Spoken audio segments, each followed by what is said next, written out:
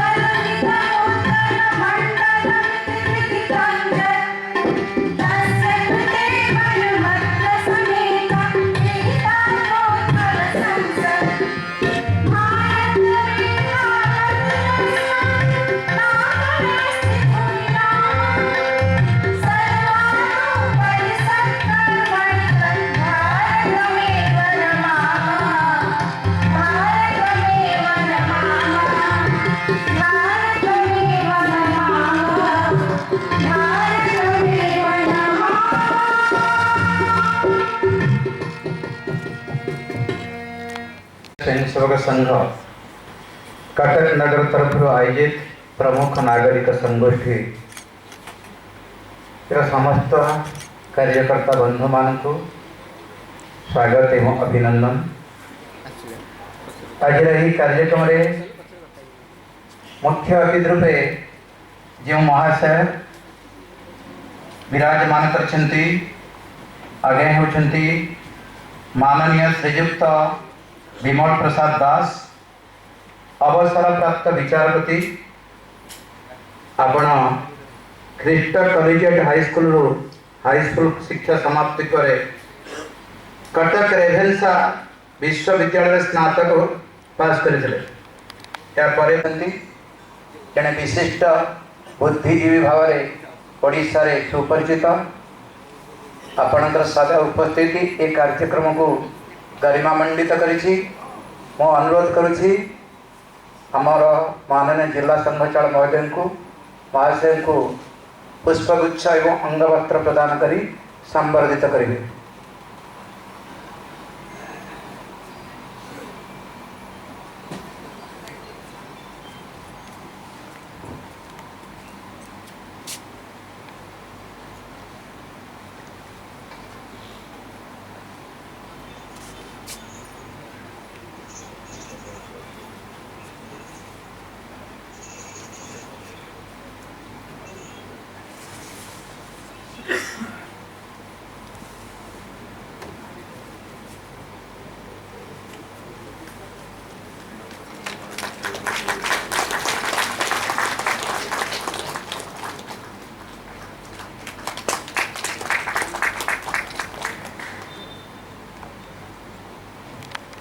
माननीय सुरेश सोनी जी अखिल भारतीय कार्यकारी सदस्य राष्ट्रीय स्वयंसेवक संघ आपण जड़े गभीर चिंतक भारतीय दर्शन जड़े विद्वान आपण 1950 मसीह मध्य प्रदेश टीकमगढ़ जिले में जन्मग्रहण करते पुणी संघ को मार्गदर्शन प्रदान करछंती।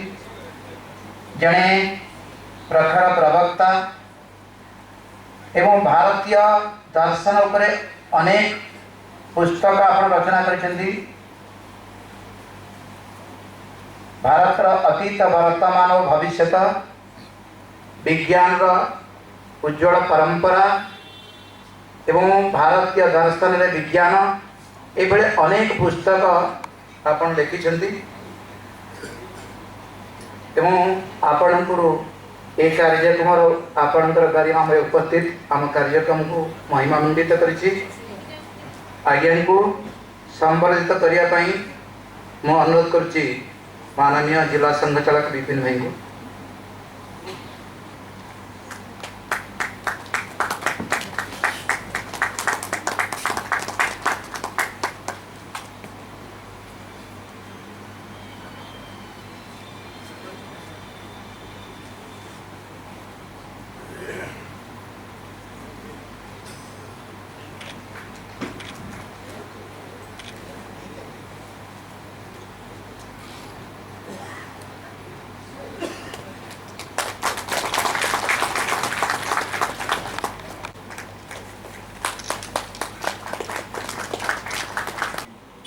भारत वर्ष एकतार अभाव थिला से एक संकट परिस्थिति रे 1925 मसीह राष्ट्रीय स्वयंसेवक संघ आरंभ होई 100 वर्ष पदार्पण करिछि। 100 वर्ष यात्रा भितर अनेक घात प्रतिघात ठार आरंभ करी अनेक प्रतिबंधक भी सामना करिछि। प्रत्येक क्षेत्र नागपुर ठार आरंभ करी भारत वर्षर अनेक पुरपल्ली रे संघ आज विस्तार लाभ करिछि। संघर विचार आज समाज अभिमुखी तेणु संघर यह शताब्दी वर्ष संघ कार्य को समाजव्यापी संघर विचार को जनता निकट पहुँचेगा संघ 2025 विजयादशमी पर आसंता 2026 विजयादशमी पर्यंत अनेक कार्यक्रम हाथ को नहीं थिला। विजयादशमी रे स्वयं मान उद्घाटन कार्यक्रम एवं युवक मान भीतर राष्ट्र प्रेमर वार्ता निमंते युवा सम्मेलनी प्रत्येक परिवार संघ पहुँचब किपरि से गृह संपर्क एवं हिंदू मान पाखे पंच परिवर्तन वार्ता को प्रदान करने हिंदू सम्मेलनी ता सहित सामाजिक सद्भावना 5टी कार्यक्रम समाप्ति होइछि। एवं 6ठ कार्यक्रम जो माने ए भारत वर्ष रे तांकर विचार तो मतामत द्वारा जनता को प्रभावित करिथांती जो मानकर विचार इस समाज को आदर्श ग्रहण करे से भली प्रमुख नागरिक मान को नहीं आज ही प्रमुख नागरिक संगोष्ठी आयोजन करा जायछि। एथिरे संघर 100 वर्ष यात्रा संपर्क और संघर विचार संपर्क आपण माने शुणिबे। मुख्य वक्ता विशिष्ट लेखक चिंतानायक तथा राष्ट्रीय स्वयंसेवक संघर अखिल भारतीय कार्यकारिणी सदस्य आदरणीय सुरेश सोनी महोदय, कटक जिला संघ चालक श्रीयुक्त विपिन बिहारी राउत महोदय, राष्ट्रीय स्वयंसेवक संघर कर्मकर्ता, उपस्थित भद्रमंडली एवं कटकर जो इंटेलेक्चुअल मैंने आज ये अच्छा से मोर नमस्कार। ये कार्यक्रमटी मो पाई गोटे उत्साहजनक व्यतिक्रम कहीं मुझे कार्यक्रम केवे जोग दे नथिली जो मत जाना बहुत जिनस शिखार अच्छी। 2टी बही मत मुझे पढ़ी से 2टी बही मुझे जानी एमर शिखा बहुत जिनस अच्छी जहाँ आम जानी ना जहाँ को आमर भाई जने कहले जे युव समाज को प्रेरित करने मोर प्रचेष्टा हवा दरकार। किंतु गोटे जिनस हूँ सम्मान हूँ माँ माटी और भाषा। माँ को सम्मान हेले भारत माता को सम्मान देवाक पड़ो। माटी को सम्मान हेले निजर जन्मभूमि की सम्मान देवाक पड़ो एवं निजर भाषा को सम्मान देवाक पड़ो। जो माने भारत वर्ष रे जन्म ग्रहण करी माँ माटी भाषा को सम्मान देना से कहीपरि जे से गणे भल नागरिक। भल नागरिक हेले आमे आम संस्कृति की सम्मान दवा।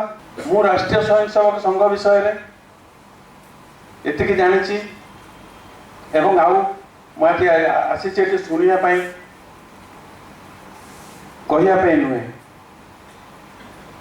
आमर गोटे जदि आम युवक मान संगठित करवा ताहले गोटे गोटे दृढ़ प्रकल्प दरकार, दृढ़ प्रचेष्टा दरकार एवं युवक मान से गोटे ओथ नवाक पड़ो जे राष्ट्रीय स्वयंसेवक संघ जेपरी जेमिति निजक उत्सर्ग करचंती माँ माटीर उन्नति सेवारे तांकर जेपरी निस्वार्थपर सेवा मु देखी 1982 मसीहा बन्या बेले 1999 मसीहा महाबात्या बेले जो सरकार गाड़ी पशि पार नाला सरकार साहाय्य पहुँची पार नाला सेतेबेले राष्ट्रीय स्वयं संघर पिला से पहुँची जाइछंती सेठी शवदाह कार्य आरंभ करी खाद्य पुड़िया बांटी दे चलती से भली दृढ़ता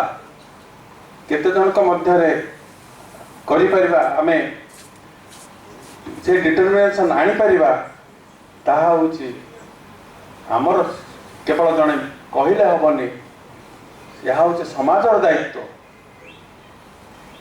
समाज में गोटे जोड़े पद कहबी आपण देखु संस्कृत गोटे भाषा आमको पढ़ा जाऊ नहीं।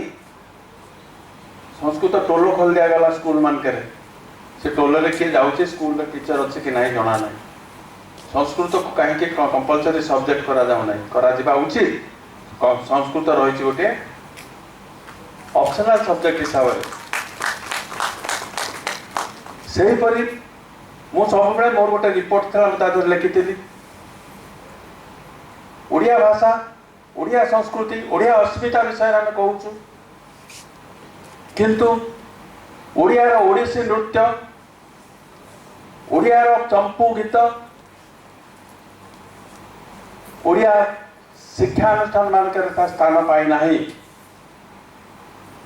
जहाँकि ओडिया जो ओडिसी नृत्य मुझे जानी जी छत्तीसगढ़ रे ताकू स्थान दि जाए स्कूल मानक किंतु आमर ओडिशा रे एपर्यंत है ना तेणु आम जब भाषा संस्कृति माँ माटी उन्नति न करवा आम निजे नागरिक हिसाब से ताहले आमको कहीं बाध्य करि पारिबे नाही करिया विभाजित समाज तोहर शत विभाजित समाज तोहर हृदय को करे विदीर्ण माता भारतीर संतान तुरे काहे पाई आजी मौन सुरक्षित नुहे तोर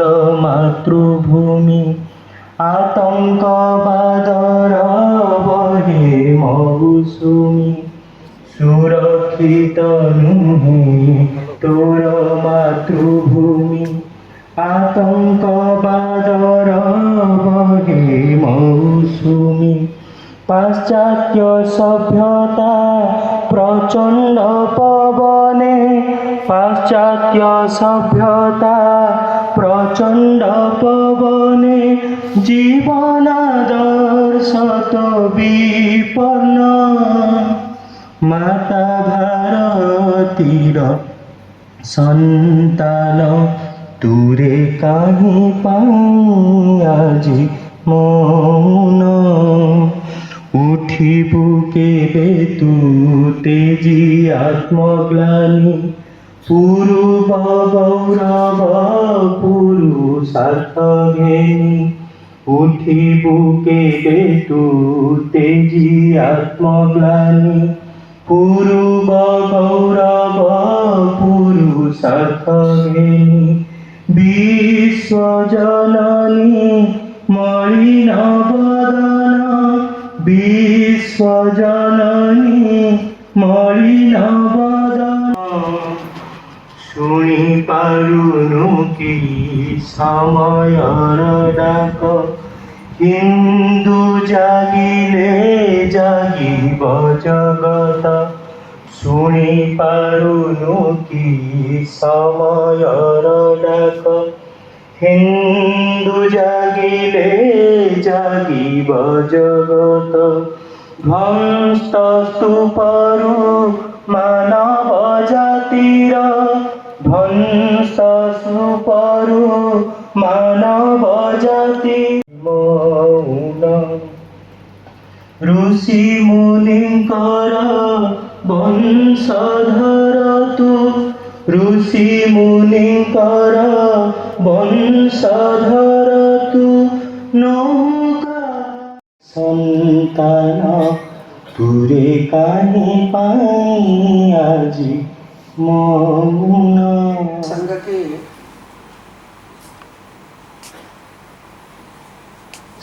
शताब्दी वर्ष की निमित्त इस शताब्दी वर्ष में देश भर में अनेक प्रकार के कार्यक्रमों का आयोजन चल रहा है। उसी की श्रृंखला में कटक नगर में आयोजित आज की इस प्रमुख नागरिक गोष्ठी में मंच पर उपस्थित आज के मुख्य अतिथि जस्टिस विमल प्रसाद दास जी, यहाँ के माननीय जिला संघ चालक श्री विपिन बिहारी राउत जी और सभागार में उपस्थित सभी आदरणीय और आत्मीय बहनों तथा भाइयों, 1925 में संघ प्रारंभ हुआ। आज 2026 में 100 वर्ष पूरे होने के बाद यह शताब्दी वर्ष का कार्यक्रम चल रहा है। जो संघ के संस्थापक थे उनके मन में तो कोई शताब्दी का विचार नहीं था। वो तो चाहते थे कि जिस उद्देश्य से संघ प्रारंभ हुआ है वो उनके जीवन काल में अपनी आंखों से ही वो पूरा देखे। लेकिन समाज जीवन के इतिहास के अंदर कई बार चीज़ें गणित के हिसाब से नहीं चलती, और इसलिए जिस उद्देश्य को लेकर संघ प्रारंभ हुआ वह पूरा होने तक संघ कार्य चलता रहेगा। तो 100 साल के निमित्त तो कोई सेलिब्रेशन करना ऐसा नहीं, तो इसको भी आने वाले समय के अंदर जिस उद्देश्य के लिए संघ प्रारंभ हुआ उसकी पूर्ति के लिए और ये सारे कार्यक्रम एक माध्यम बने, इस नाते से यह एक प्रक्रिया चली है। और इसलिए एक संक्षेप में 100 साल का कुछ इतिहास और भविष्य की योजना, इस दृष्टि से कुछ बातें मैं आपके सामने रखने का प्रयत्न करूँगा। संघ प्रारंभ हुआ तो एक उद्देश्य को लेकर के चला कि जो भारतवर्ष है तो विश्व में उसकी एक भूमिका है, और केवल भारत के लिए नहीं तो विश्व के लिए भी भारत का अपने मूल दर्शन और जीवन मूल्य के आधार पर खड़ा होना आवश्यक है। लेकिन जब संघ संस्थापक ये विचार कर रहे थे तो देश गुलाम था और देश आज़ाद होना ही पहली जरूरत थी, और इसलिए सारे समाज में भिन्न भिन्न प्रकार की और धाराओं से लक्ष्य एक था कि देश स्वतंत्र हो।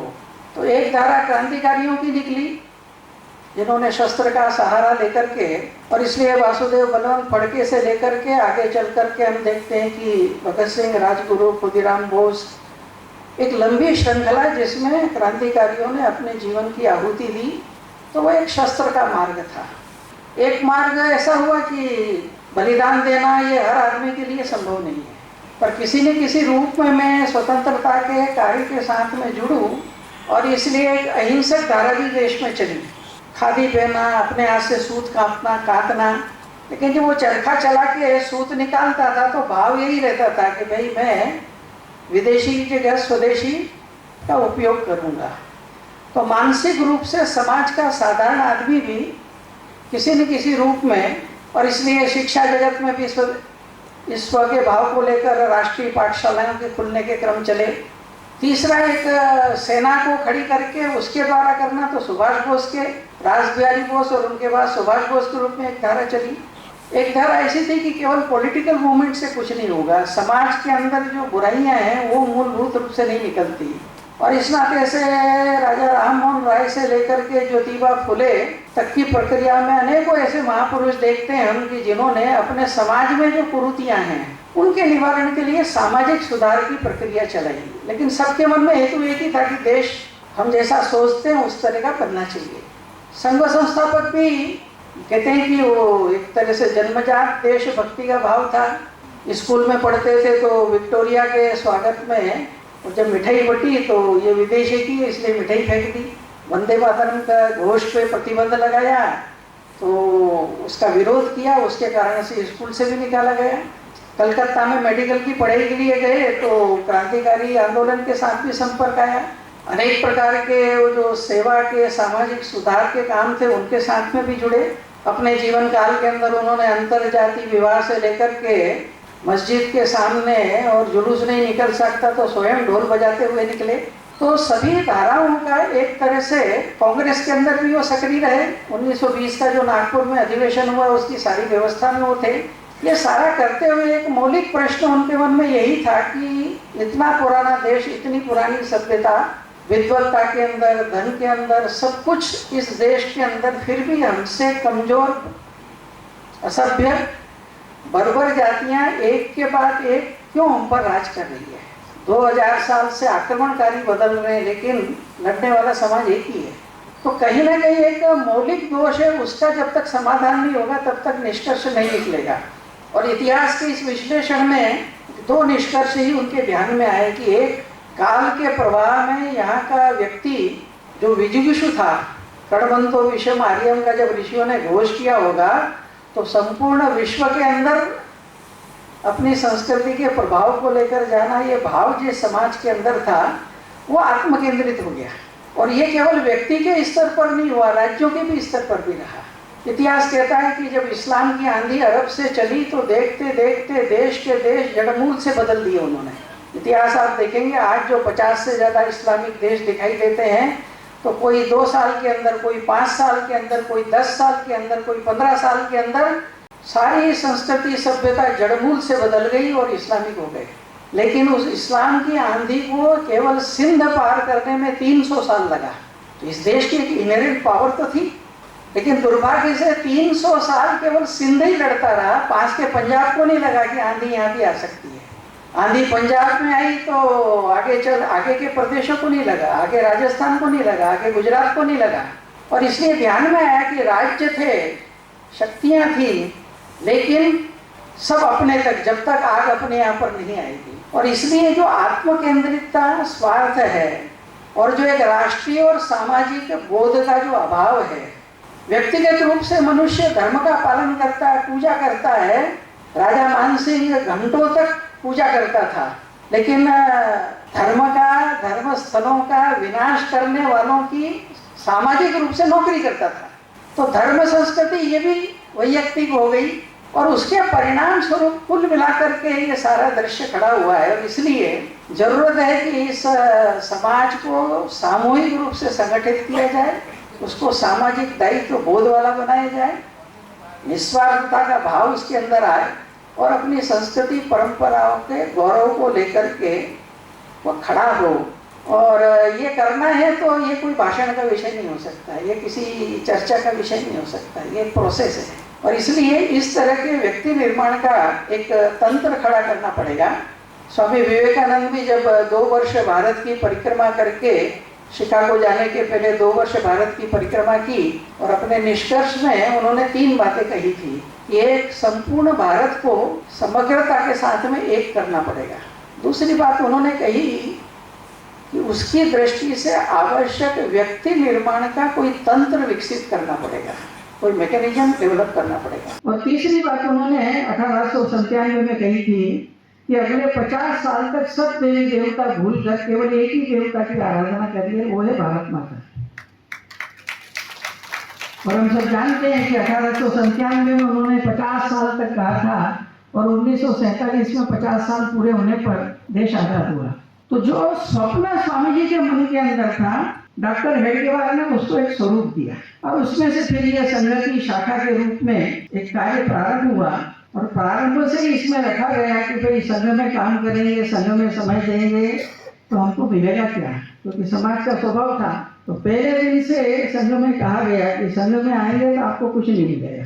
हाँ, इतना हो सकता है कि आपको कुछ मिलने वाला है। आजकल तो थोड़ी परिस्थिति बदल गई है, लेकिन पहले ऐसा था कि आपको कुछ मिलने वाला है, पता लगे कि आप संघ के, तो वो आपको नहीं मिलेगा। तो यहाँ अगर आना है तो देना है, चिंतन करना है तो किसका करना है। तो कहते थे भाई शाखा में आने पे अपने घर, व्यवसाय, परिवार, कैरियर इसकी चर्चा मत करो, यहाँ करो समाज की, संस्कृति की, समस्याओं की। और इस नाते से, इस प्रोसेस से एक देशव्यापी संगठन का स्वरूप खड़ा होने लगा। मैं सारे इतिहास तो नहीं जाता, लेकिन आज 100 साल की यात्रा में 1925 में एक शाखा के रूप में नागपुर से जो प्रारंभ हुआ कार्य, तो आज ये व्यक्ति निर्माण की प्रक्रिया के रूप में संपूर्ण देश के अंदर, और लगभग दैनिक और साप्ताहिक रूप से 6.5 लाख गांव हैं देश के अंदर, तो लगभग 90,000 स्थानों के ऊपर दैनिक या साप्ताहिक ये साधना का क्रम संपूर्ण देश में चल रहा है। कश्मीर से कन्याकुमारी तक, और कच्छ के रेगिस्तान से लेकर के अरुणाचल में जहाँ सूर्योदय होता है वहाँ तक। तो एक दृष्टि से यह एक संगठनात्मक प्रक्रिया चली, इसमें से इस तरह के लोग निकले, और धीरे धीरे इस व्यक्ति निर्माण के साथ आया कि अपने समाज जीवन के अंदर, समाज जीवन के विविध क्षेत्रों के अंदर भारतीय जीवन मूल्यों के आधार पर नई रचनाएं खड़ी होना चाहिए। उसलिए चाहे मजदूर का क्षेत्र हो, विद्यार्थी का क्षेत्र हो, जनजाति क्षेत्र हो, एससी हो, महिलाओं का विषय हो, प्रत्येक क्षेत्र के अंदर। और ये जो इनमें से निकले हुए लोग थे, उन्होंने समाज के लोगों को साथ लेकर के और भिन्न भिन्न सामाजिक क्षेत्रों में कार्य प्रारंभ हुआ।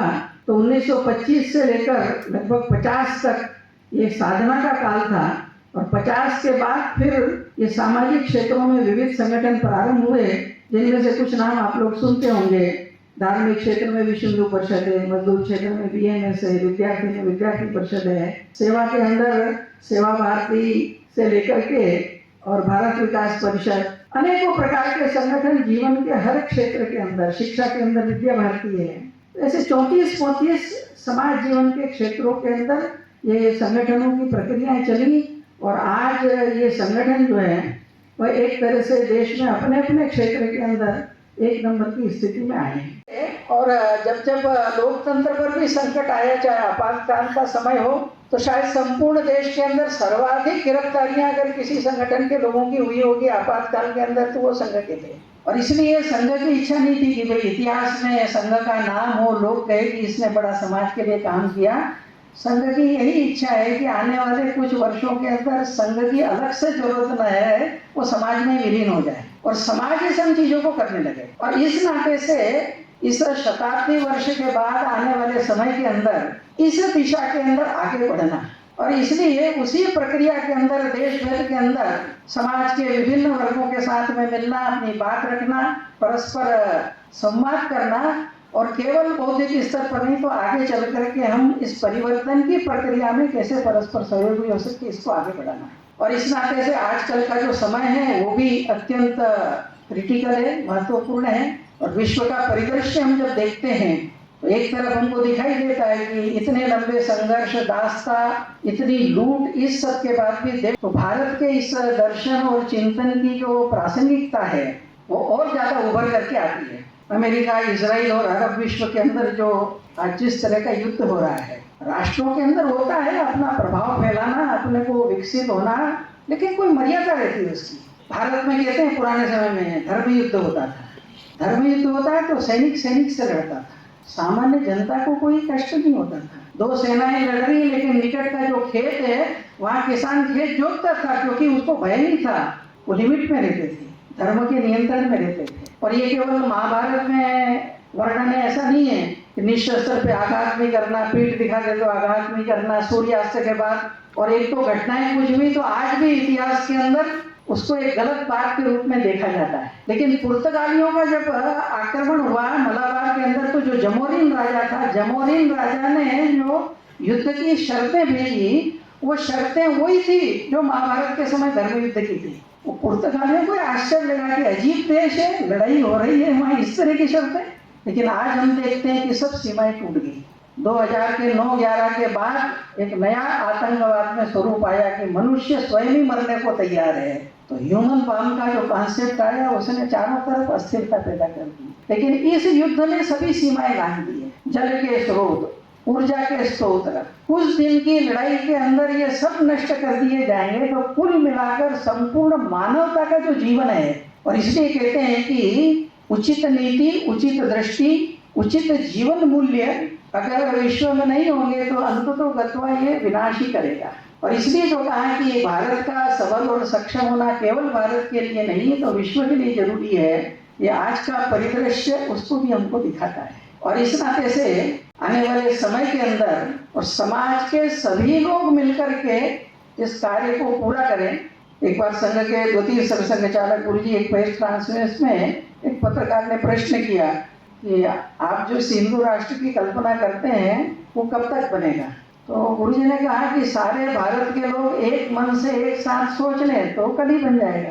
क्योंकि शर्त उसकी ये है कि सारा समाज उसको सोचकर चले तो कल ही हो जाएगा, और नहीं तो जब तक ऐसी स्थिति नहीं आती तब तक करते रहना पड़ेगा। और इसलिए संघ ने कहा कि इस शताब्दी वर्ष की प्रक्रिया में आने वाले समय के अंदर समाज की जो सज्जन शक्ति है वो सारी सज्जन शक्ति को साथ में लेकर के इस परिवर्तन की प्रक्रिया को आगे बढ़ाया जाए। समाज में दुष्ट रहते हैं, दुर्जन रहते हैं, उसके कारण से और समाज को कष्ट होता है। लेकिन चाणक्य एक बात कहते थे कि दुष्टों की दुर्जनता से समाज का उतना नुकसान नहीं होता जितना सज्जनों की निष्क्रियता के कारण होता है।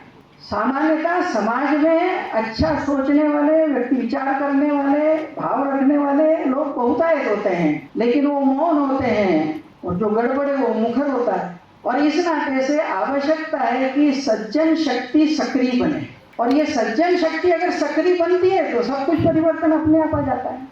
रामायण का उदाहरण हम सबके सामने है कि राम को वनवास मिला तो शर्त थी कि अब अयोध्या के कोष के ऊपर, अयोध्या की सेना के ऊपर, अयोध्या की किसी चीज पर उनका निगाह नहीं रहा। और वन में जब गए हैं तो उनको कितने कष्ट आए, यहाँ तक कि पत्नी को भी ले गया कोई। लेकिन राम ने चिट्ठी नहीं लिखी अयोध्या में कि भाई बहुत संकट में आ गया हूँ तो जरा वहाँ से एक सेना भेज दो या कोर्ट से इतना धन भेज दो। जहाँ थे वहीं से राम ने परिवर्तन की प्रक्रिया प्रारंभ की।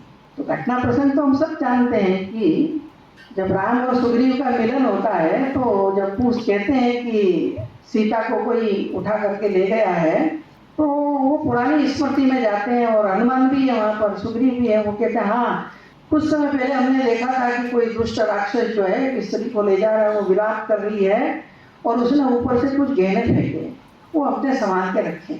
लेकिन ये घटना बता रही है कि हनुमान भी वही थे, सुग्रीव भी वही थे, बाकी वानर भी वही थे। वो देख रहे हैं कि एक दुष्ट एक महिला के साथ दुर्व्यवहार कर रहा है, लेकिन उन्होंने केवल देखा, किया कुछ नहीं।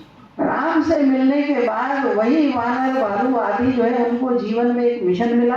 तो राम का मिशन था कि निशाचरों का विनाश करके और सज्जनों की संस्थापना करेंगे, धर्म की स्थापना करेंगे। वह जीवन का मिशन बना और उन्होंने रावणी जैसी सत्ता का विनाश करके फिर से मूल्यों की स्थापना की। तो राम ने उस सारे समाज के अंदर एक ध्येय पैदा किया और उस ध्येय के लिए सक्रियता पूर्वक अपनी सामर्थ्य लगाने के लिए प्रेरित किया। और इसलिए संघ का आग्रह है कि आने वाले समय के अंदर अपनी अपनी रुचि प्रकृति से देश के अपने अपने क्षेत्रों के अंदर संपूर्ण समाज इस परिवर्तन की प्रक्रिया को आगे बढ़ाए।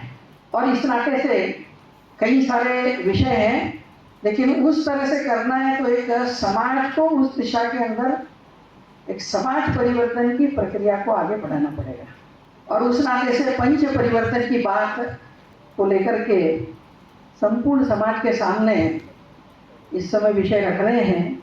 उस पंच परिवर्तन में जो सबसे पहला है वो है कुटुंब प्रबोधन, परिवार प्रबोधन। क्योंकि भारत का बाकी चाहे जो कुछ हो जाए उससे उस नुकसान को तो भारत झेल लेगा, लेकिन एक बार परिवार संस्था अगर नष्ट हो गई तो फिर उसकी पूर्ति नहीं की जा सके। क्योंकि जिस आदर्श भारतीय समाज की हम चर्चा करते हैं उसका बेस जो है वो परिवार है। सारी ट्रेनिंग वहाँ होती है। वेस्टर्न सिविलाइजेशन और हमारे में यही अंतर है कि वेस्ट में individual rights, individual privacy supreme हो गई वहाँ पर, और वह सुप्रीम है इस कारण वह मुख्य रखते हुए फिर चाहे विवाह हो, चाहे कोई क्लब हो, चाहे कोई कम्युनिटी हो, लेकिन सुप्रीम है कि मेरी प्राइवेसी, मेरा राइट्स, इस पर कुछ आना नहीं चाहिए। और इसलिए हम देखते हैं कि एडजस्टमेंट नहीं होता है, ईगो मैनेजमेंट नहीं होता है और जरा सी बात के ऊपर डाइवर्स होते हैं। इसलिए यूरोपीय देशों में आप देखेंगे कि 50%, 55%, 58% सिंगल पेरेंट फैमिलीज है। और उसके कारण से फिर ये डिप्रेशन से लेकर के अनेकों चीजें जो खड़ी होती है। भारत में प्रारंभ से कहा गया कि मूल इकाई जो है विश्व की वह परिवार है। अथर्ववेद में मंत्र आता है जिसमें ऋषि कहता है कि सा उत्क्रामत सा गारहपत्य घटामत। मैनिफेस्ट जब किया उस परमात्मा तत्व ने तो पहली जो इकाई बनी वह परिवार बनी। और इस परिवार मूल कल्पना लेकर के भारत में ऊपर की सारी रचनाएं इसके साथ में जोड़ी। और इसलिए आप थोड़ा विचार करिए कि मेरे माता पिता, भाई बहन, परिवार है, लेकिन फिर मेरे मौसा है, मौसी है, काका है, काकी है, मामा है, मामी है, फूफा है, फूफी है, ये सब मिलकर संयुक्त परिवार। किसी न किसी कुल में हमने जन्म लिया तो कहते हैं कुल भी एक परिवार, फिर कहते हैं गांव भी एक परिवार, प्रदेश भी एक परिवार है, देश भी एक परिवार है। और इसी को पढ़ाते पढ़ाते जब दुनिया की बात आई तो उन्होंने कोई दूसरा उदाहरण नहीं दिया, उन्होंने कहा वसुधैव कुटुंबकम, वो भी एक परिवार है। और इस परिवार को केवल मानव जाति तक सीमित नहीं रखा। भारत में अनेक जगह पर बिल्ली दूध पी जाती है तो उसके लिए एक शब्द चलता है बिल्ली मौसी। मैं कई बार सोचता हूँ भगवान जाने कब मौसी बनी थी वो, लेकिन मौसी शब्द जो है एक पारिवारिक रहते हैं, दुर्जन रहते हैं, उसके कारण से और समाज को कष्ट होता है। लेकिन चाणक्य एक बात कहते थे कि दुष्टों की दुर्जनता से समाज का उतना नुकसान नहीं होता जितना सज्जनों की निष्क्रियता के कारण होता है। सामान्यतः समाज में अच्छा सोचने वाले, व्यक्ति विचार करने वाले, भाव रखने वाले लोग बहुतायत होते हैं, लेकिन वो मौन होते हैं और जो गड़बड़ है वो मुखर होता है। और इस नाते से आवश्यकता है कि सज्जन शक्ति सक्रिय बने। और ये सज्जन शक्ति अगर सक्रिय बनती है तो सब कुछ परिवर्तन अपने आप आ जाता है। रामायण का उदाहरण हम सबके सामने है कि राम को वनवास मिला तो शर्त थी कि अब अयोध्या के कोष के ऊपर, अयोध्या की सेना के ऊपर, अयोध्या की किसी चीज पर उनका अधिकार नहीं रहा। और वन में जब गए हैं तो उनको कितने कष्ट आए, यहाँ तक कि पत्नी को भी ले गया कोई। लेकिन राम ने चिट्ठी नहीं लिखी अयोध्या में कि भाई बहुत संकट में आ गया हूँ तो जरा वहाँ से एक सेना भेज दो या कोष से इतना धन भेज दो। जहाँ थे वहीं से राम ने परिवर्तन की प्रक्रिया प्रारंभ की। और वो क्या की, तो घटना प्रसंग तो हम सब जानते हैं कि जब राम और सुग्रीव का मिलन होता है तो जब पूछ कहते हैं कि सीता को कोई उठा करके ले गया है, तो वो पुरानी स्मृति में जाते हैं और हनुमान भी है वहाँ पर, सुग्रीव भी है। वो कहते हैं हाँ कुछ समय पहले हमने देखा था कि कोई दुष्ट राक्षस जो है किस स्त्री को ले जा रहा है, वो विलाप कर रही है और उसने ऊपर से कुछ गहने फेंके, वो हमने संभाल के रखे हैं। लेकिन ये घटना बता रही है कि हनुमान भी वही थे, सुग्रीव भी वही थे, बाकी वानर भी वही थे।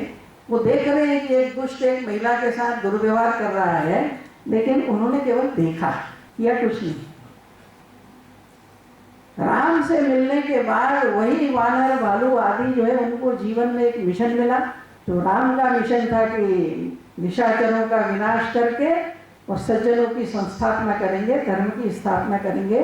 वह जीवन का मिशन बना और उन्होंने रावणी जैसी सत्ता का विनाश करके फिर से मूल्यों की स्थापना की। तो राम ने उस सारे समाज के अंदर एक ध्येय पैदा किया और उस ध्येय के लिए सक्रियता पूर्वक अपनी सामर्थ्य लगाने के लिए प्रेरित किया। और इसलिए संघ का आग्रह है कि आने वाले समय के अंदर अपनी अपनी रुचि प्रकृति से देश के अपने अपने क्षेत्रों के अंदर संपूर्ण समाज इस परिवर्तन की प्रक्रिया को आगे बढ़ाए। और इस नाते से कई सारे विषय हैं, लेकिन उस तरह से करना है तो एक समाज को उस दिशा के अंदर समाज परिवर्तन की प्रक्रिया को आगे बढ़ाना पड़ेगा। और उस नाते से पंच परिवर्तन की बात को लेकर के संपूर्ण समाज के सामने इस समय विषय रख रहे हैं। उस पंच परिवर्तन में जो सबसे पहला है वो है कुटुंब प्रबोधन, परिवार प्रबोधन। क्योंकि भारत का बाकी चाहे जो कुछ हो जाए उससे उस नुकसान को तो भारत झेल लेगा, लेकिन एक बार परिवार संस्था अगर नष्ट हो गई तो फिर उसकी पूर्ति नहीं की जा सकेगी। क्योंकि जिस आदर्श भारतीय समाज की हम चर्चा करते हैं उसका बेस जो है वो परिवार है। सारी ट्रेनिंग वहाँ होती है। वेस्टर्न सिविलाइजेशन और हमारे में यही अंतर है कि वेस्ट में individual rights, individual privacy supreme हो गई। वहाँ पर भारत में अनेक जगह पर बिल्ली दूध पी जाती है तो उसके लिए एक शब्द चलता है बिल्ली मौसी। कई बार सोचता हूँ भगवान जाने क्यों मौसी बनी थी वो, लेकिन मौसी शब्द जो है एक पारिवारिक संज्ञा है। वो पशु है लेकिन उसको पारिवारिक संज्ञा से हमने जोड़ दिया। चंदा मामा एक पारिवारिक संज्ञा से जुड़ा। सूरज दादा, गंगा मैया, नर्मदा मैया, यमुना मैया, गोदावरी मैया, सब नदियां लोक माता हो गई, तुलसी माता हो गई। तो परिवार में छोटी छोटी बातों का प्रारंभ करें। दिन में एक बार साथ में भोजन कर सकते हैं। परिवार में कम से कम परिवार में अपनी भाषा में बात करिए। लड़का इंग्लिश में कहीं पढ़ रहा है तो ठीक है वहाँ पढ़े, लेकिन घर में तो अपनी भाषा में बात करिए। हस्ताक्षर अपने कर सकते हैं। कम से कम अपने बच्चों को अपने 7 पीढ़ी के नाम याद कराएं। पूर्वजों के जब करेंगे तब करेंगे। मैं कई बार से उसमें कभी पूछता हूँ कि भाई अपनी 7 पीढ़ी के नाम पता ऐसे कितने लोग हैं? 500 लोगों के अंदर मुश्किल से 7 पे तो एक आध हाथ उठ गया तो भाग्य की बात है, नहीं तो कोई 5 पर आता है, कोई 4 पर आता है। पहले हमारे यहाँ घर घर के अंदर ये कॉमन परंपरा थी। मैं जब छोटा था तो मेरे घर में सिखाते थे। मेरा नाम सुरेश सोनी है तो हमको रटवाते थे वो सुरेश चंद जयंतीलाल, रणछोड़, मलुकचंद, मोती, मावजी, जेठा, ये 7वीं पीढ़ी होगी। तो फिर मजाक में कहते थे कि जेठा कहाँ से आए, तो गुजराती में कहते थे, गुजरात में पैदा हुआ कि जेठा बादल माथी पीड़ा हेठा, बादल में से नीचे गिरे। लेकिन कहने का मेरा मतलब है कि कुछ ना कुछ प्रक्रिया चले। और इस नाते से यह एक समाज परिवर्तन की प्रक्रिया के अंदर भारत का हमारा हर परिवार जो है, ये परिवार प्रबोधन एक सामाजिक परिवर्तन का एक पहलू दिया है। दूसरा है समरसता। उड़ीसा में तो ठीक है, भगवान जगन्नाथ के कारण तुलना में कम है। बारीकी में जाते हैं तो यहाँ भी कुछ कुछ मिलता है, लेकिन तुलना में अन्य जगह की बजाय सामाजिक समरसता उड़ीसा में ज़्यादा है और भाव भी ज़्यादा है। हमारे एक ज्येष्ठ प्रचारक कहते थे कि बाकी बहुत जगह भक्ति रिएक्शनरी है, लेकिन उड़ीसा के अंदर भक्ति पॉजिटिव है। वो सहज अंदर से निकलती है। इसलिए यहाँ के गीत जब सुनते हैं तो वो भाव हृदय को छूता है। क्यों? वो सहजता है। समाज के अंदर कोई किसी भी जाति में पैदा हुआ हो तो यहाँ तो ठीक है, जगन्नाथ का भाग जात में देखे पात, लेकिन एक दूसरा एक चैलेंज है, इसके ऊपर समरसता का विचार करते समय सोचने की जरूरत है कि दुर्भाग्य से जो जन्मना ऊंच और नीच का भाव था वह धीरे धीरे व्यवसायों के अंदर भी आ गया। भारत के अंदर कोई भी काम, श्रम जो है अत्यंत पवित्र था। कभी जब रुद्र का अभिषेक करते हैं तो जो मंत्र बोलते हैं उसमें बोलते हैं कि रथकारेभ्यो नमो नमः, अयस्कारेभ्यो नमो नमः, लोहे का काम करने वाला, रथ लकड़ी का काम करने वाला, इसका काम करने वाला, 2500 प्रकार के काम बताते हैं, उन सबको नमस्कार है, वो रुद्र रूप है। तो हर काम प्रमुख था। जाने अनजाने समाज में कुछ काम ऊंचे हो गए और कुछ काम नीचे हो गए और हिंदू समाज उससे बाहर निकलने लगा। और इसलिए आजकल हम देखते हैं कि मंदिर का निर्माण होता है तो मंदिर तो हिंदू का बन रहा है, लेकिन कारीगर बांग्लादेशी रहेगा, या कोई मंदिर हिंदू का है लेकिन सराउंडिंग जो फल की दुकानें हैं, फूल की दुकानें हैं, वो कौन है, कभी सामाजिक विश्लेषण करें तो अनेकों काम ऐसे हो गए कि जिससे हिंदू समाज बाहर हो गया। क्यों? ये ऊंच नीच की दृष्टि व्यवसायों में आ गई। और इसलिए समरसता के नाते श्रम की प्रतिष्ठा, किसी में कोई कौशल है, कुछ ये है, उसकी प्रतिष्ठा, और समाज में एक बार इसका भाव जागरण हुआ तो परिवर्तन की प्रक्रिया चलेगी। सामाजिक प्रतिष्ठा और अवसर मिले तो लोग पुनः लौटेंगे। तीसरी बात जो है वो पर्यावरण की है। आज एनवायरनमेंट की काफ़ी चर्चाएं चलती हैं, लेकिन वेस्टर्न वर्ल्ड के अंदर एनवायरनमेंट के लिए जो संवेदना जगी और आज विश्व भर के अंदर जो डिस्कोर्स है तो वो कोई सहजता में से नहीं उत्पन्न हुआ है। वो इसमें से उत्पन्न हुआ कि मनुष्य की चेष्टाओं के कारण प्रकृति इतनी प्रदूषित हो गई कि मनुष्य को ही तकलीफ होने लगी। जल प्रदूषित हो गया, वायु प्रदूषित हो गई, भूमि प्रदूषित हो रही है, फलों में, अन्न में, सब में जहर आ रहा है, तो थोड़ा पर्यावरण के भाव चल। लेकिन भारतीय दृष्टि नहीं थी। भारत के अंदर मनुष्य सृष्टि का ही एक अंग है और इसलिए हमारे यहाँ पर और इस प्रकृति की पूजा, प्रकृति की चिंता एक सहज स्वभाव था। इसलिए हमारा पर्यावरण चिंतन सृष्टि केंद्रित था, मनुष्य केंद्रित मात्र नहीं था। और इसलिए आप देखेंगे कि पुराने समय के श्लोक अगर आप देखेंगे तो उसको कहते हैं कि 10 कुओं के बराबर कुएं खोदते हैं तो एक बावड़ी के बराबर होते हैं, 10 बावड़ियां अगर करते हैं तो एक तालाब के बराबर होती है, 100 तालाब जो है एक पुत्र के बराबर होते हैं और 100 पुत्र एक वृक्ष के बराबर होते हैं। एक साइकोलॉजिकल भाव जागरण के लिए। तो चाहे जल का विषय हो, हमारी दैनंदिन जो प्रैक्टिस हो, और इस नाते से यह जो पर्यावरण है उसकी दृष्टि से, और ये संतुलन रहेगा तभी हम रहेंगे। अगर वायु, जल और पृथ्वी ये 3 अगर दूषित हो गए तो फिर हम क्या बचेंगे? हमारा देह तो उसी से बना हुआ है। और आज जो चारों तरफ अपन देख रहे हैं कि पंजाब के अंदर कैंसर की ट्रेनिंग चलने लगी और अनेक प्रदेशों के अंदर जिले के जिले एक 2 साल में 700% कैंसर के पेशेंट्स बढ़ रहे हैं। क्यों? जो पैसे का लोभ जो है और वो जो सारे पेस्टिसाइड्स और गलत प्रक्रियाओं से चीजों को बड़ा करने का जो चला है, तो जब वैल्यू भी समाज हो जाता है तो आज ये पर्यावरण के संबंध के अंदर इस दृष्टि से एक समाज के अंदर एक वैचारिक प्रक्रिया को चलाने की आवश्यकता। और सबसे बड़ा जो है कि अपने इस स्व के आधार पर जीवन शैली विकसित हो। और इसलिए संघ के वर्तमान सरसंघ चालक ने एक 6 शब्द इसके लिए दिए। भाषा, क्योंकि अपनी भाषा में हम सपने देखते हैं, अपनी भाषा के अंदर जब चिंतन करते हैं तो हम जुड़ते हैं उसके साथ में। तो अपनी भाषा है, भूषा है, वेस्ट में समझ में आता है, लेकिन भरी गर्मी के अंदर विवाह हो रहा है और वो कोट पैंट पहनता है, समझ में नहीं आता है। विवाह करने वाला भी पसीने के अंदर परेशान होता है।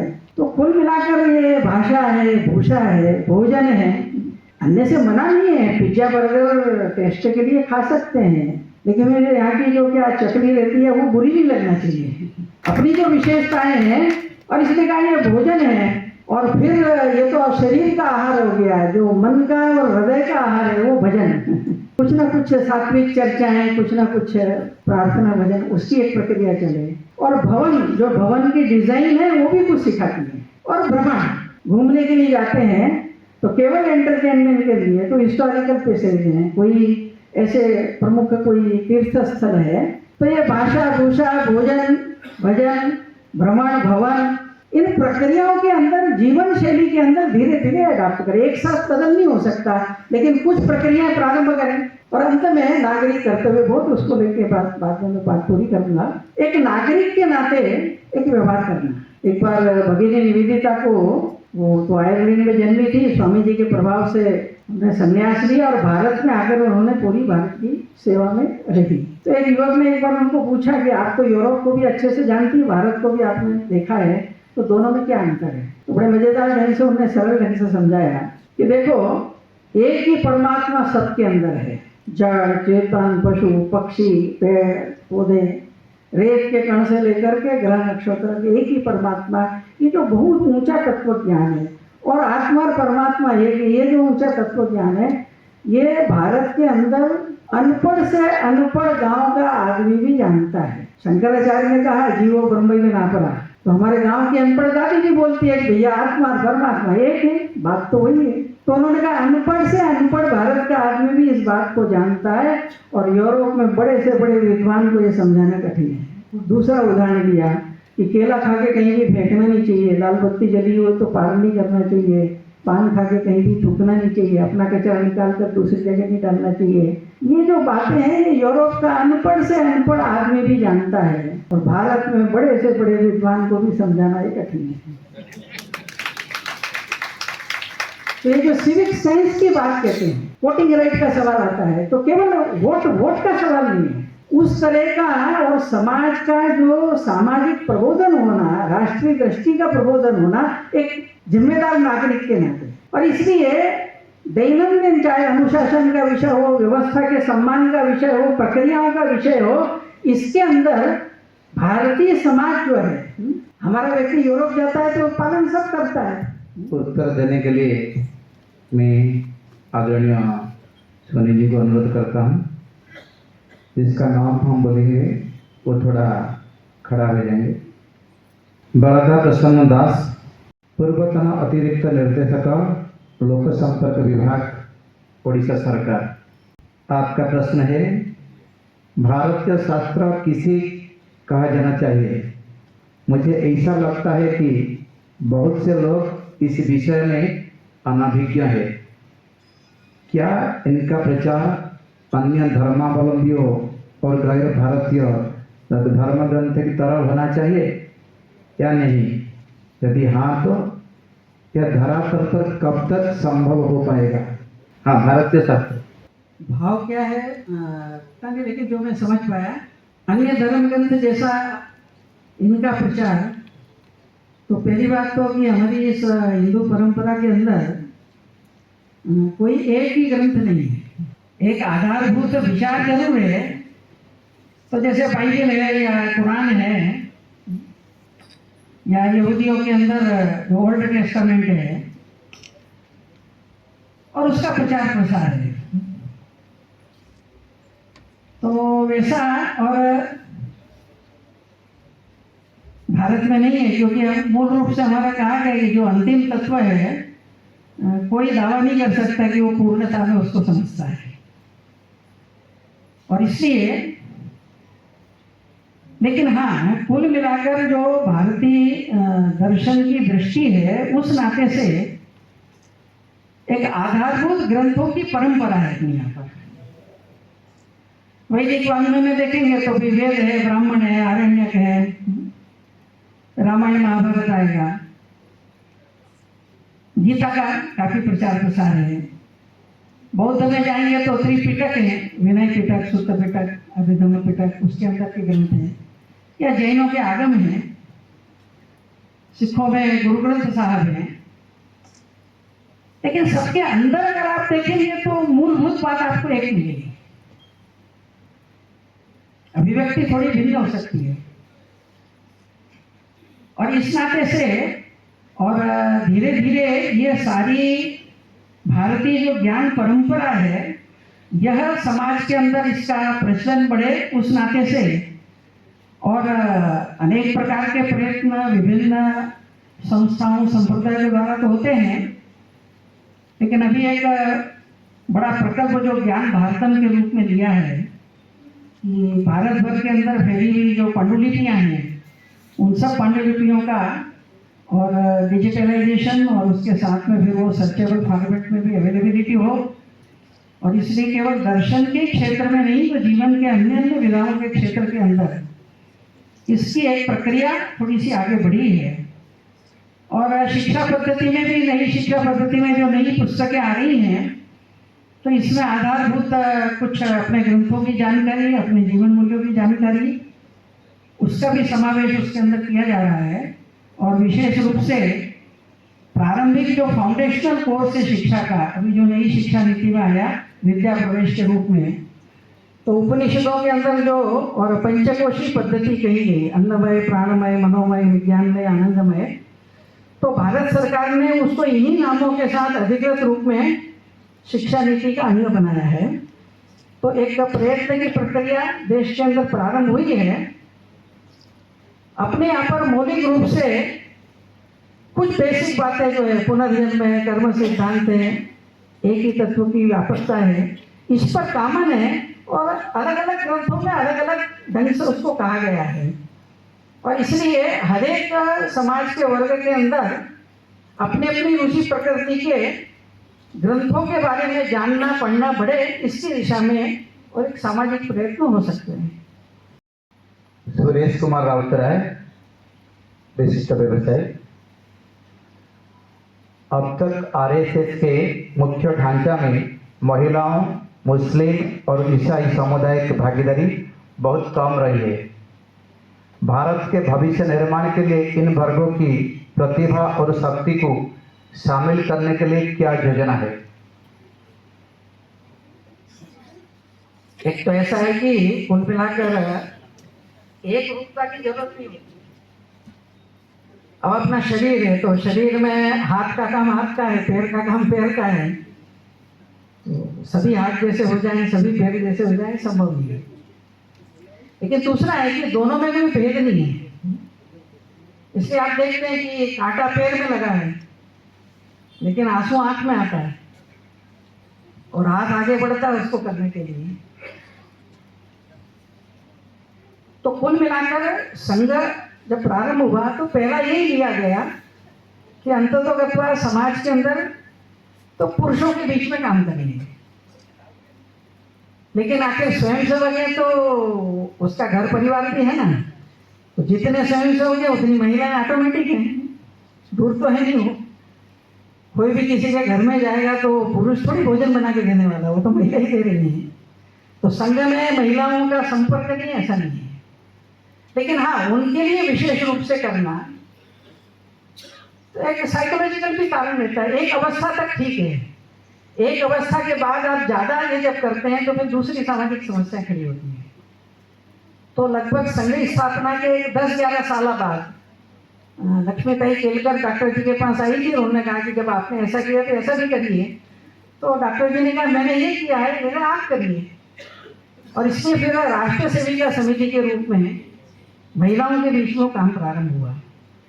लेकिन इसके अलावा कुल मिलाकर सामाजिक कामों में महिला सहभाग, तो जितने विविध संगठन है, जैसा मैंने कहा, हर एक के अंदर पर्याप्त मात्रा में महिला है। और विद्या भारती है तो उसमें तो पुरुषों से ज्यादा महिला ही हैं। अभी उनका इस शताब्दी वर्ष में अभिभावक महिलाओं का ही केवल कार्यक्रम हुआ है, क्योंकि महिला ही ये जितने पंच परिवर्तन गए उसमें उनका बड़ा रोल हो सकता है। तो देश भर में 30 लाख महिलाओं ने भाग लिया।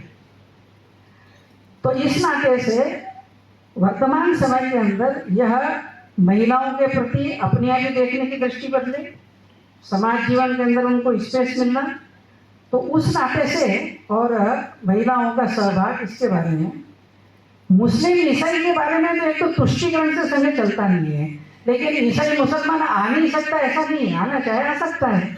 लेकिन हाँ, वो आने पर कहे कि मेरी शर्त है कि भाई मैं आऊँगा लेकिन ध्वज को प्रणाम नहीं करूँगा, तो वो नहीं चलेगा, है ना। तो इस नाते बहुत से मुसलमान भी है। एक आधा मुसलमान कभी प्रचारक भी बना था, मैं जब मध्य भारत में था। क्रिश्चियन भी है, तो आने में किसी का ना नहीं है। लेकिन 3 बातें संघ कहता है कि पूजा पद्धति आप जो भी मानो कोई प्रॉब्लम नहीं है, क्योंकि आप हो सकता है सदियों से आप उसमें रहे हैं तो आपका मन है। बस 3 चीज मानना चाहिए कि एक, ये मातृभूमि हमारी मातृभूमि है, पूर्वज हमारे, राम को भगवान मत मानो लेकिन हमारे पूर्वज है कि ना मानो। तो जितने भी महापुरुष है वो हमारे पूर्वज है। और तीसरा जो सबसे महत्व का, जो कठिन होता है उनको, कि किसी भी मार्ग से जाएं तो भी मुक्ति मिल सकती है। इस्लाम ईसाइयत में प्रॉब्लम है कि जब तक जीसस की शरण में नहीं आओगे या अल्लाह की शरण में नहीं आओगे तुमको मुक्ति जन्नत नहीं मिलेगी, तुमको दोजख में जाना पड़ेगा। ये पूर्णतः भारत की विचारधारा के विरुद्ध है। तो आपसे कह रहा हूँ ऐसा नहीं है। कई बार मुस्लिमों के ये जमायत उलमा हिंद और ऐसे अनेक मौलानाओं के साथ जब चर्चाएं चली तो साफ साफ कहा गया, बाकी कोई प्रॉब्लम नहीं है। आपको लगता है हमको नमाज पढ़ने से ज़्यादा तो करिए, कोई समस्या नहीं है। पर ये 3 चीज़ों पर हम एक मत बने तो ये संकेत है। संघ में जो आते हैं ईसाई या मुसलमान तो यही कहते हैं इसको मान के चलो, कोई समस्या नहीं। संदीप देवाशीष मिश्र, राज्य संपादक एनएओ ओडिशा। भारत के विश्वगुरु बनने के दिशा में बढ़ते समय क्या केवल वोट बैंक के लिए गुणवत्ता से समझौता करते हुए आरक्षण जरूरी है? क्रीमी लेयर अपने ही वर्ग के गरीब लोगों को लाभ से क्यों वंचित कर रहे हैं? सामान्य वर्ग के लोग कि हमेशा ऐसा कानून से प्रभावित क्यों होते हैं? क्या ये देश का विकास में उनका योगदान नहीं दे रहे?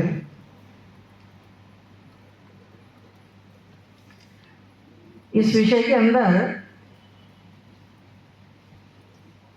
थोड़ी सी जो समाज जीवन में क्या होता है कि कुछ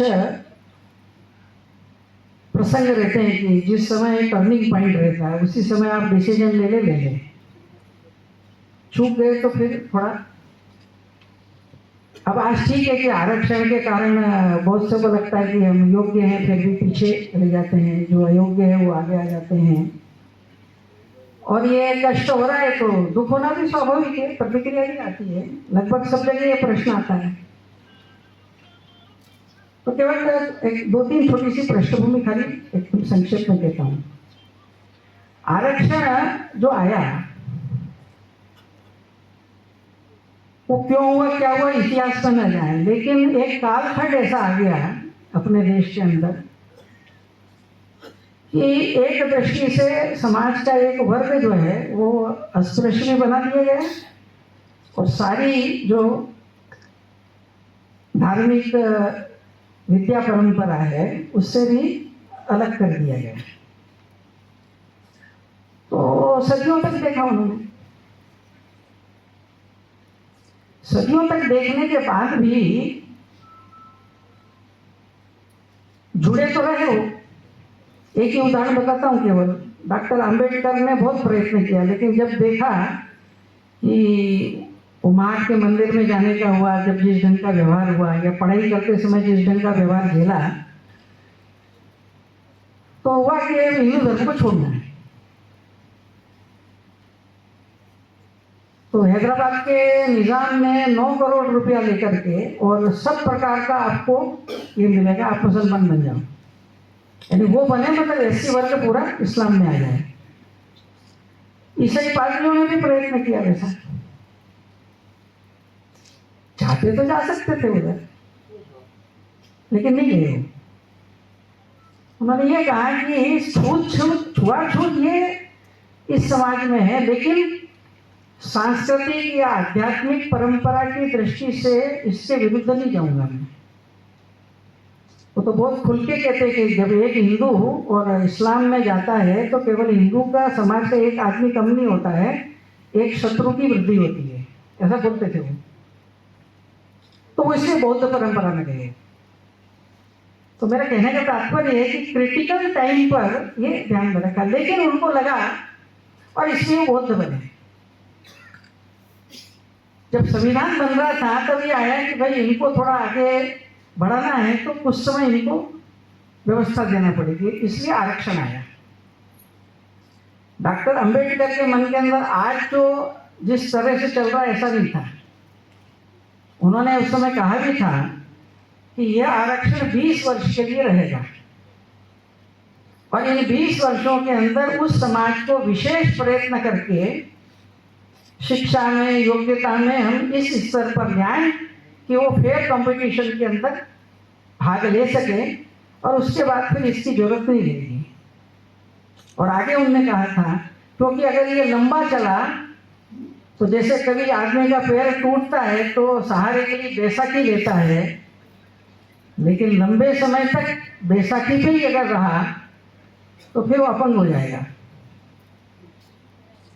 लेकिन दुर्भाग्य से अम्बेडकर तो चले गए साल भर बाद, और आगे चल करके वोट बैंक की पॉलिटिक्स आ गई।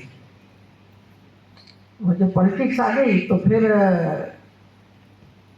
वो था कि उसको समान उस पर लाना, उसकी बजाय वो वोट के रूप में आ गया और पॉलिटिकल स्पर्धाएं चालू हो गई। और जब चालू हुई तो वो जो सारा पीरियड है, और आज इस जंक्शन पे हम आ गए हैं, और इसके कारण से थोड़ी ये तकलीफ है। दूसरी भी एक बात है कि ये जैसी रिएक्शन होती है, तो आज से 90 के दशक में आरक्षण के संदर्भ के अंदर की जो समाज सदियों से ऐसा रहा, उसको ऐसा मिलना चाहिए और कोशिश करना चाहिए कि जल्दी से जल्दी वो विकसित हो। तो संघ में भी ये जब प्रस्ताव पारित होना था तो संघ में भी 2 गुट हो गए थे उसमें, आधा वर्ग इसके विरोध में था। तो उस समय के सरसंघ चालक जी ने केवल एक वाक्य कहा कि जो लोग विरोध कर रहे हैं वो केवल अपने मन के अंदर शांति से बैठकर, दोपहर बाद उसके बारे में निर्णय होना था कि बीच के समय में शांति से अपने मन के अंदर केवल इस ढंग से विचार करके देखो कि तुम्हारा जन्म उस समाज में हुआ होता है और ये विषय आता है तो तुम्हारी प्रतिक्रिया क्या रहती है। अपने को वहां खड़ा करके सोचो। इसके बाद दोपहर को जब हुआ तो वो सर्वानुमति से हो गया। तो संघ का आज भी जो कहना है कि भाई ये इसके अंदर ये रहा तो इसमें किसी का भला नहीं है, और उस समाज के अंदर भी एक ही ग्रुप को हो जाता है। और इस नाते से धीरे धीरे और उस समाज में भी कुछ लोग ऐसे निकलने लगे हैं। जैसे आपने सुना होगा कि मिलिंद कांबड़े करके एससी समाज के ही हैं, उन्होंने दलित चैम्बर ऑफ कॉमर्स बनाया है। उन्होंने आरक्षण नहीं लिया कभी, स्वयं अच्छे इंडस्ट्री खड़ी की, और जो एससी समाज का व्यक्ति इंडस्ट्री करता है उन्होंने का जॉब सीकर नहीं जॉब गिवर बनी है। और आज उनकी वो जो चैम्बर ऑफ कॉमर्स है उसके अंदर 15,000 से ज़्यादा और इंटरप्रेन्योर्स उसके अंदर है। तो मैं समझता हूँ कि देश के इस वातावरण परिवर्तन के अंदर एक तो उस समाज के अंदर ही करना, ट्रांजिशन पीरियड है बहुत लंबा, उनने भी झेला कुछ समय का, अपना भी तकलीफ है। समाप्त तो कुछ नहीं करना, बस आखिर में एक ही बात कहता हूँ, इस तरह की गोष्ठियाँ ज़्यादा होती है तो बाद में फिर बहुत से लोग कहते हैं कि भाई हम मिलके क्या कर सकते हैं।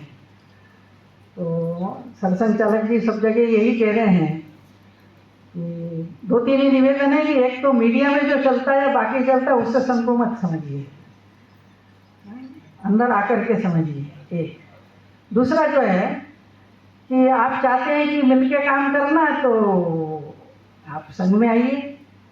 आप कहते हैं नहीं वो हमसे संभव नहीं है, तो बहुत सारे शिक्षा के, सेवा के, सामाजिक परिवर्तन के अनेकों काम चलते हैं, किसी न किसी काम के साथ जुड़ करके करिए। आपको लगता है कि नहीं ये भी ठीक नहीं है, तो आप स्वयं अगर कुछ काम कर रहे हैं किसी भी क्षेत्र के अंदर तो उसको हमको बताइए, आपके उस काम के अंदर हम सहयोगी बनेंगे। और आपको लगता है कि नहीं हमको सहयोग भी नहीं चाहिए तो कोई चिंता की बात नहीं, हम इतना ही कहेंगे आप बहुत अच्छा कर रहे हैं। कुल मिलाकर हमारा हेतु है कि एक उसके अंदर मिलके कुछ ना कुछ सकारात्मक चीज़ों की प्रक्रिया में बढ़े। तो बस मैं समझता हूँ कि ये आज की गोष्ठी हुई, बाद में अपने आयोजक जी आप लोगों से मिलेंगे और आने वाले समय के अंदर ये केवल बौद्धिक विमर्श नहीं तो कुछ ना कुछ ये करके भारत का तो ठीक है, कटक के ही सामाजिक जीवन में अंदर हम कुछ सकारात्मक प्रयोग और परिवर्तन की प्रक्रिया ले आएंगे तो एक मॉडल बनेगा। और मैं आखिर में कहता हूँ, मैं जब यहाँ आ रहा था तो यहाँ कार्यालय में एक पुराने वो है तो उन्होंने एक बात कही कि देखिए कटक भुवनेश्वर पास है, लेकिन बोले दोनों में बहुत अंतर है। भुवनेश्वर आज ऐसा हो गया कि ऊपर वाला नीचे को नहीं जानता है, बाएं वाला दाएं को नहीं जानता है, लेकिन कटक बोले अभी भी ऐसा है कि यहाँ सब एक दूसरे को जानते हैं, एक दूसरे के सुख दुख में सहभागी होते हैं। तो ये जो सामाजिक जुड़ाव की प्रक्रिया है वो सहज है, समयानुकूल परिवर्तन के लिए हम उस दिशा के अंदर आने वाले समय में प्रयत्न करें, इतना ही आप सब लोगों से निवेदन। आपण मानक गोटे पत्रक मिली से पत्र पूरण करके आम स्वागत व्यवस्था जो मैंने अच्छे आम देदेवा। एवं आदरणीय विश्वरंजन स्वाई आम कटक जिलार संपर्क प्रमुख महोदय को अनुरोध करुच्ची धन्यवाद प्रदान निमंते।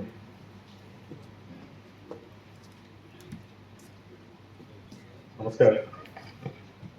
समाज स्तर में काम करी आज 100 वर्ष संघ आज पहुँचला जे आमर ये जो कटक रे जो नागरिक संगोष्ठी कार्यक्रम अनुष्ठित होती कार्यक्रम रे आम आम गणराजी आमर मुख्य अतिथि अवसरप्राप्त उच्च न्यायालय विचारपति सम्मान्य विमल प्रसाद दास ये बहुमूल्य समय आम सागर उपस्थित आमको सुंदर कथा कहले राष्ट्रीय स्वयंसेवक विषय से बहुत उत्फुल्लित हो से आज बहुत समय दे आम पाखे उपस्थित रही अशेष अशेष धन्यवाद अर्पण करुँच।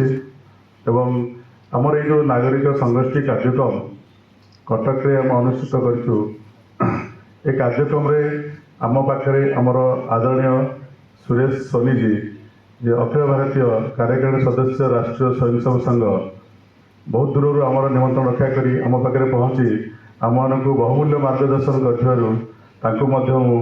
धन्यवाद अर्पण करुँच। आम पाखे आमर जो विशिष्ट व्यक्ति कटक नगर मान्यगण्य विशिष्ट व्यक्ति माने समय आम पाखे उपस्थित रही उक्त सभा को साफल्यमंडित करने सहित आमर मुख्य वक्ता मार्गदर्शक सुंदर भाव शुणी प्रश्न करी उत्तर शुणी राष्ट्रीय स्वयंसेवक को बुझीबार क्षमता लाभ कर बहुत धन्यवाद अर्पण करुँच।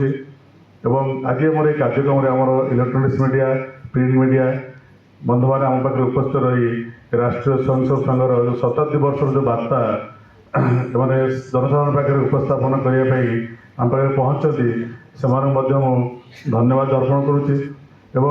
आज ये सभार मुख्य आकर्षण थिले आमर कलेक्टर शिशु मंदिर गुरुमा माने जे कि उपस्थित रही जो उत्कल संगीत गान करते बहुत धन्यवाद अर्पण करुँच। आम ए सभार ये जो हल शारदा भवन आमको कार्यकर्ता आमको देथिबारु ये सभा साफल्यमंडित कर धन्यवाद अर्पण करुँच। तो सभार आमर जो बिड़ासी शिशु मंदिर गुरु भाई मैंने ये उपस्थित रही सहयोग कर धन्यवाद अर्पण करुँच। आज कार्यक्रम आम राष्ट्रीय स्वयंसेवक संघर कटक जिलार प्रमुख कार्यकर्ता माने उपस्थित रही सबू कार्य को सुचारू रूपे निभेतारू बहुत धन्यवाद अर्पण करुँच। नमस्कार। समस्त निज निज स्थान छिड़ा रहा।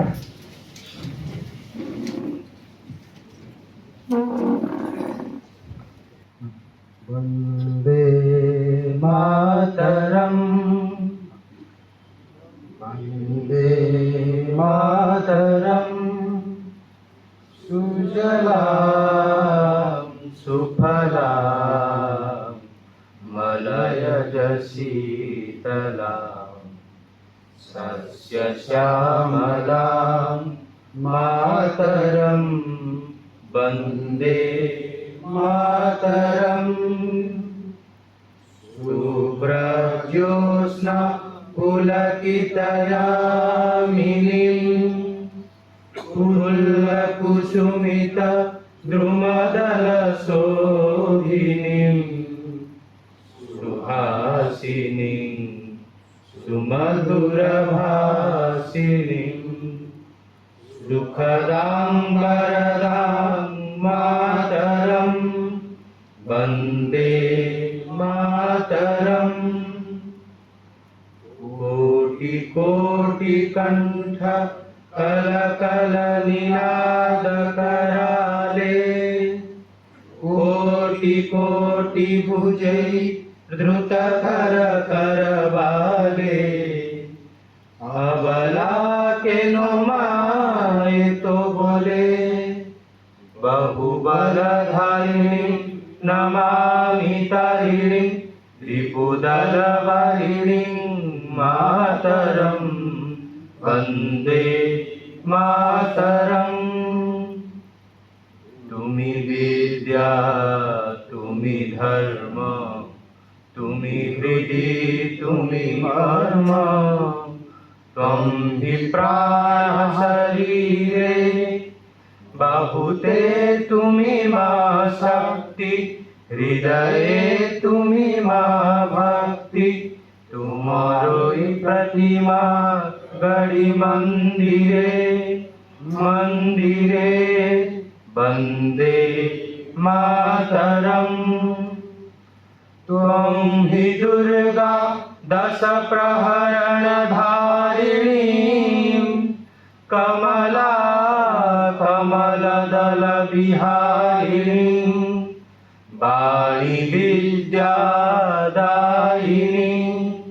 नमामि त्वां नमामि कमलाम् अमलाम् अतुलाम् सुजलां सुफलां मातरं वन्दे मातरम्। श्यामलां सरलां सुस्मितां भूषितां धरणीं भरणीं मातरं वन्दे मातरम् वन्दे मातरम्। भारत माता की जय।